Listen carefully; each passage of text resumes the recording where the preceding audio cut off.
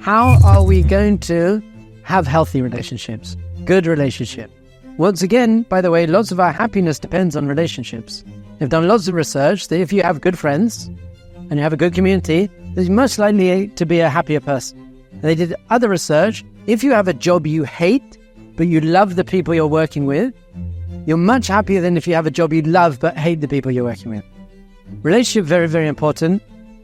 So we're going to talk about the main things to create good relationships. And I'm going to focus a little bit more on your relationship with a spouse. Because that, in a way, is the most important relationship in our life. It's the most intense, the most close relationship in our life. So we've got to understand how to do that in a healthy way. But whatever I'm going to say about that really applies to our relationship with ourselves and with other people and with God and everything. So the number one key to a healthy relationship, not with your children in this case, but with a spouse and friends, is that it needs to be based on having similar values. I just thought I'd just go straight into it. Do we have similar value? Do we want the same things in life? How do you define a relationship? What is a relationship? A relationship is based on emotional intimacy. Let's define a relationship. I have a close relationship with someone. I have a very close friend. What does that mean? They live next door? No, they can live in Australia. But I have a close relationship. What does that mean? It means we feel emotionally intimate. We feel connected to each other. Relationship is emotional intimacy and connection. So you could hate the guy next door, and you can love the guy in Australia. So what is emotional intimacy based on? What is connection based on? Really, the ultimate strong thing that a connection is based on is similarity in terms of our values and our dreams and our wants. What's important to us in our life? So we're generally made up of 3 or 4 levels. One of them is physical, and then we have emotional, and then we have mental, intellectual, our values.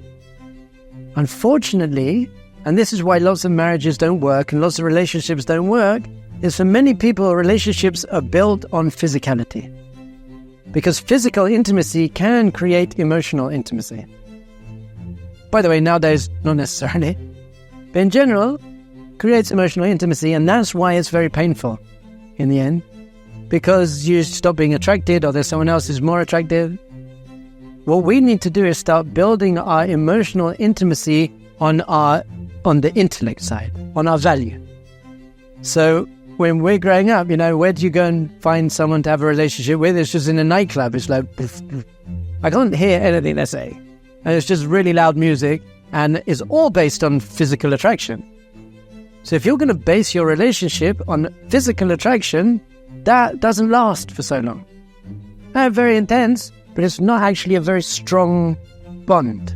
It's not a strong connection. It's not strong emotional intimacy. And people are completely using that. I heard a phrase, I don't know if it's true, someone said to me, in America they say, 2 things you don't speak about on a first date: politics and religion. And I'm like, oh, your value, what you believe. We don't want to speak about those things. Because we just want to, we just want to get it on. Let's get it on. That's all I care about. Just you're dating someone, you're meeting someone in a nightclub, you're doing whatever. What's going through the mind, especially of a guy, is like, how do I get her into bed? That's it. That's what the relationship is going to be based on. How do I get her into bed? So that's not going to create a healthy relationship. And in fact, that whole society, I just read an article, by the way, the average age for American men to start watching pornography, 9. Some guys are like, I was 6, Rabbi. Don't be. So you got 9-year-old boys watching pornography. You got 9-year-old girls listening to music like I'm in love with your body, and I'm gonna sex you up. That's not going to create a healthy society. And you've got all these like half-naked, coke-snorting pop stars. Those are your role models. You're going to have these 9-year-old girls, they're going to grow up and they're going to have eating disorders, and the guy is going to be like, well, I saw them doing that in that film, so I want you to do that. That's very, very unhealthy. By the way, in Judaism, Sex is the ultimate Kabbalistic union of two people who are already spiritually connected. And then we have the same values. We believe in the same things. We want the same thing. And then we have emotional connection. And only then we have the physical. As it closes the circuit, it's the most beautiful thing. But in the other world, it's just like, let's do that. It's a very unhealthy thing. So we want to be basing our relationship, especially with our spouse, on, I care what you think about. I want to know what you think, what you want. What do you want in life? What's important to you in life?